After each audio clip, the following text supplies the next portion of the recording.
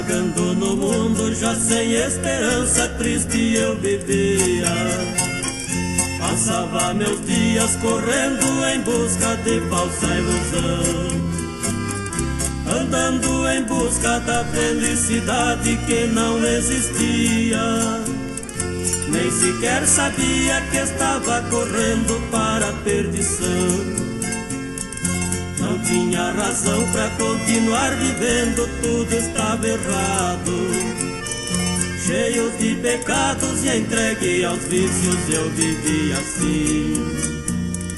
Cheguei a pensar que tudo para mim havia terminado, que todas as chances de sobrevivência chegaram ao fim.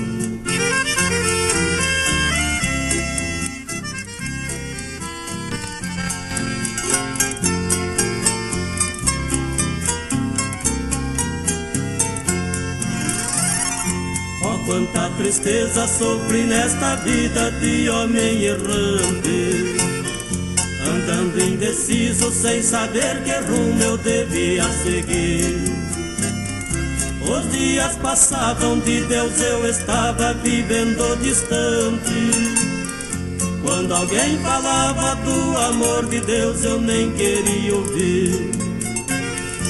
Mas um certo dia não tive outra escolha e entrei numa igreja.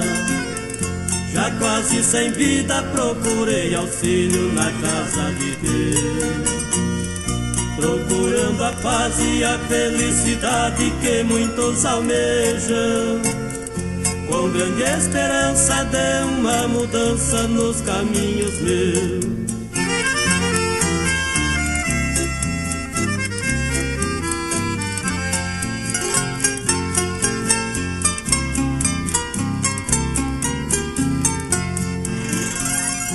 A luz da verdade naquele momento me fez entender que meus sofrimentos ali nesta hora iriam terminar. Com grande alegria eu aceitei Jesus como meu Salvador, e a esperança em meu coração de outra vez brilhar. Que grande emoção de saber que agora eu tinha nova vida. Minha alma perdida encontrava luz, paz e salvação. Sentindo o toque do Espírito Santo, chorei de alegria.